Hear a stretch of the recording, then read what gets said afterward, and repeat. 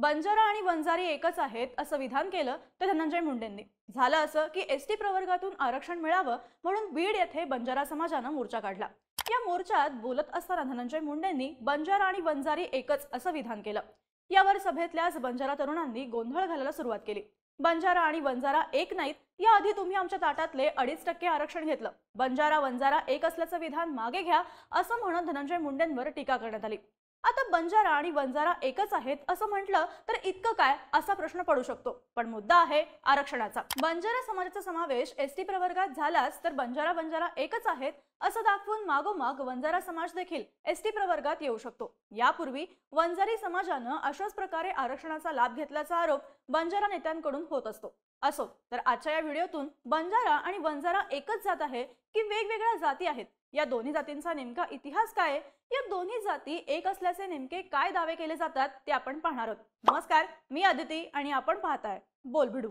सुरुवात करूया ती बंजारा समाजापासून। तर गोर बंजारा किंवा लमाण म्हणून ओळखला जाणारा हा समाज देशभरात विखुरलेला, तांड्याने फिरून आपला उदरनिर्वाह करणाऱ्या बंजारी समाजाचा सिंधू संस्कृतीपर्यंत इतिहास जोडला जातो। एकेकाळी ही व्यापारी जात होती। बैलांच्या पाठीवर मीठ लादून हजारो किलोमीटर प्रवास करत ते मिठाचा व्यापार करायचे। लवणाचा व्यापार करणारे म्हणून त्यांना लमाण असं म्हटलं जातं। हजारो वर्षांपूर्वी बंजारा फक्त व्यापार करत नव्हते तर वेगवेगळ्या लढाईमध्ये गुंतलेल्या सैन्याला रसद पोहोचवण्याचंही काम करत होते। ते युद्धप्रसंगी तटस्थ असत, दोन्ही बाजूच्या सैन्याला धान्य पुरवण्याचं काम ते निष्ठेने करत। डोक्यावर लावलेल्या लिंबाच्या डहाळीवरून ओळखत असे की सैन्याला रसद पुरवणारे लमाणी आले आहेत। त्यांना कोणताही सैनिक इजा करत नसे। मुघलांच्या काळात राजस्थानमधून बंजारा महाराष्ट्रात आले। इथे मराठा साम्राज्याच्या सैन्याला देखील त्यांनी रसद पुरवण्याचं काम केलं। फक्त महाराष्ट्रातच नाही तर देशभरात बंजारा तांडाच्या भागातून फिरायचा, तेथे रस्ता तयार व्हायचा। त्यांनी शेकडो तळी, विहिरी बांधल्या, धर्मशाळा उभारल्या, किल्ले बांधले। एकेकाळी अतिशय श्रीमंत असणारा बंजारा समाज इंग्रजांच्या काळात रेल्वे आल्यामुळे व्यापार बंद पडला आणि देशोधडीला लागला। जंगलात लाकूड फाटा गोळा करणे व इतर कामे करून गुजराण करू लागला। पण कंपनी सरकारनं त्यांचं नाव गुन्हेगारी जमातीमध्ये टाकलं। जंगल कायद्यामुळे गोंद चारोळी, मोळ्या विकण्यावर देखील बंदी घातली। पोटापाण्याचा हा उद्योग देखील हिरावून घेण्यात आला। या कारणामुळे तत्कालीन बंजारा समाजातील तरुण गुन्हेगारीकडे वळला। इंग्रजांच्या अन्यायाविरोधात भागोजी नाईक यांच्यासारखे स्वातंत्र्य योद्धे निर्माण झाले। बंजारा समाजाला संघटित करून ब्रिटिशांच्या विरुद्ध उठाव करण्याचा प्रयत्न त्यांनी केला, मात्र त्यांना देखील चिरडून टाकण्यात आलं। महाराष्ट्रात मुख्यतः विदर्भ आणि मराठवाडा, खानदेश भागात लमाणी तांडे कायमचे वसले। काही तांडे शेती व्यवसाय करू लागले, स्त्रिया पुरुष बांधकामाच्या कामावर मजुरी करू लागले, विहिरी फोडू लागल्या। अलीकडच्या काळात ऊसतोड कामगार म्हणून देखील बंजारा समाज काम करताना दिसतो। बंजारा समाजाची ओळख म्हणजे हडप्पा काळापासून चालत असलेली विशिष्ट आभूषणे, अलंकार आणि रंगीबेरंगी वस्त्रे। मागच्या पिढीच्या बंजारा स्त्रिया आजही या लमाणी वेशात दिसतात। त्यांचा संवाद देखील गोर भाषेमध्ये चालतो। चौहान, राठोड, राणावत, परमार हे राजपुतांशी नाते सांगणारे आडनाव ही देखील बंजारांची ओळख। विदर्भ, मराठवाड्याच्या सीमांवर हे तांडे पाहावयास मिळतात। सेवालाल महाराजांचा भक्त असणारा बंजारा समाज त्यांच्या हजारो वर्षांच्या परंपरा, नृत्य, गाणी, संस्कृती जपण्याचा प्रयत्न आजही करत असतो। 1952 साली स्वर्गीय वसंतराव नाईक यांच्यामुळे या जातीवरील गुन्हेगारीचा शिक्का पुसला गेला।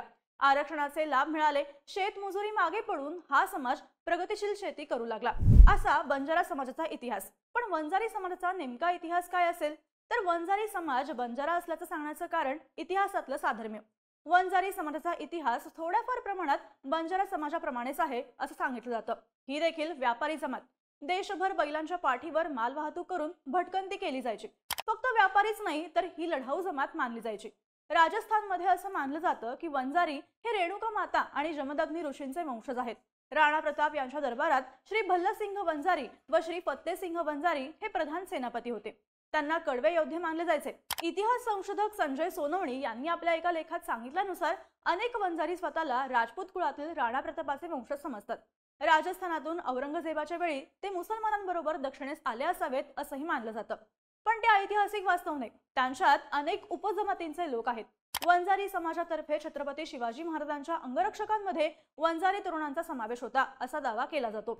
इंग्रजांच्या काळात या समाजावरही गुन्हेगारीचा शिक्का पडला। नाईलाजानं या लोकांना शेतमजुरीकडे वळावं लागलं। धर्माजी मुंडे सारख्या स्वातंत्र्य सैनिकाच्या नेतृत्वाखाली वंजारी समाजाच्या लढाऊ युवकांनी ब्रिटिशांविरुद्ध युद्ध देखील केलं। स्वातंत्र्यानंतर गुन्हेगारीचा शिक्का हटून या समाजाला आरक्षण मिळालं। बीड, परभणी, पाथर्डीच्या भागात मोठ्या प्रमाणात बहुसंख्याने वंजारी समाज राहतो। काही प्रमाणात शेतजमीन देखील असून दुष्काळी परिस्थितीमुळे कित्येक पिढ्या पश्चिम महाराष्ट्रात जाऊन ऊस तोडीवर आपला उदरनिर्वाह करत होत्या। गोपीनाथ मुंडे यांच्या काळात वंजारी समाजाचा राजकीय प्रभाव वाढला आणि या परिस्थितीमध्ये फरक पडत गेला। आज आपल्या कर्तृत्वाच्या आणि मेहनतीच्या जोरावर वंजारी समाजाने प्रगती साधलेली पाहायला मिळते। आता इतिहास एकसारखा वाटत असला तरी एक नाही, पण याच एकसारख्या इतिहासाचा संदर्भ देऊन दोन्ही जाती एकच आहेत असा दावा केला जातो। हा वाद पूर्वापार चालत आलेला आहे, पण नामसाधर्म्य असलं तरी दोन्ही जाती वेगवेगळ्या आहेत असं मानलं जातं। दोन्ही समाजाच्या भाषा, संस्कृती वेगवेगळ्या आहेत। दोन्ही समाजातील आडनावे देखील वेगवेगळी आहेत। वंजारी समाज भगवान बाबांचा अनुयायी असला तरी बंजारा समाज संत सेवालाल महाराजांची भक्ती करतो। दोन्ही समाजातील रीतिरिवाज, मंदिरे, परंपरा वेगवेगळ्या आहेत। दोन्ही जमातींमध्ये रोटीबेटीचा व्यवहार होताना दिसत नाही। अनेक अर्थाने वेगळ्या असल्या तरीही काही अभ्यासक सामाजिकदृष्ट्या दोन्ही जमातींचा उगम एकच असण्याची शक्यता आहे असं सांगतात। 1932 सालच्या जनगणनेमध्ये इंग्रजांनी या दोन्ही जमाती एक असल्याचं मानलं होतं। स्वातंत्र्यानंतर वसंतराव नाईक यांच्या प्रयत्नांमुळे बंजारा समाजाचा समावेश विमुक्त जाती प्रवर्गात केला।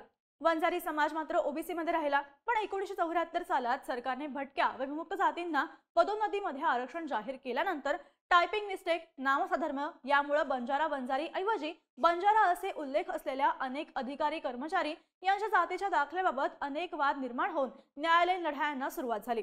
बंजारा समाजाप्रमाणे वंजारी सुद्धा भटक्या विमुक्त जाती आहे या मुद्द्यावर समाजाने लढा दिला। 1980च्या दशकामध्ये गोपीनाथ मुंडे यांचा राजकीय प्रभाव वाढल्यावर या न्यायालयीन लढ्याला बळ मिळालं। 1991 साली मंडल आयोगामुळे इतर मागासांना आरक्षणाची टक्केवारी वाढल्यानं ओबीसी 10%वरून 17%वर तर भटक्या विमुक्त प्रवर्गास 4%वरून 10% इतका आरक्षण मिळण्याचा मार्ग मोकळा झाला। यातून निर्माण झालेल्या एका खटल्यादरम्यान अचानक 1992 साली नागपूरच्या मॅट प्राधिकरणानं वंजारी व बंजारा एक की वेगळे याचा अभ्यास करण्याची राज्य सरकारला सूचना केली। शरद पवार मुख्यमंत्री असलेल्या तत्कालीन सरकारनं पुणे येथील गोखले इन्स्टिट्यूटच्या डॉक्टर DC वाधवा यांच्या अध्यक्षतेखाली 5 सदस्यीय अभ्यास समितीची स्थापना केली। या वाधवा समितीने वंजारी व बंजारा यांचा उगम एकच असला तरी ते भिन्न आहेत असा अहवाल राज्य सरकारला दिला। पुढे युतीचं शासन आल्यावर भटके विमुक्त प्रवर्गास आंतरपरिवर्तनाचा शासन निर्णय देऊन वंजारी समाजाला NTD आरक्षणाचा लाभ मिळवून दिला। थोडक्यात इतिहास मिळता जुळता असल्याचा संदर्भ देऊन बंजारा आणि वंजारी एक असल्याचे दावे केले जात असले तरीही या दोन्ही जातींच्या रीती, प्रथा, परंपरा भिन्न असल्याचंच आणि या दोन्ही जाती वेगवेगळ्या असल्याचंच वारंवार सिद्ध झालंय। तुम्हाला धनंजय मुंडेंच्या वक्तव्यावर काय वाटतं? बंजारा वंजारा एकच आहेत असं तुम्हाला देखील वाटतं का? तुमची मतं आणि प्रतिक्रिया आम्हाला कमेंट करून नक्की सांगा आणि अशाच माहितीपूर्ण व्हिडिओसाठी बोल भिडूच्या YouTube चॅनलला नक्की सबस्क्राइब करा।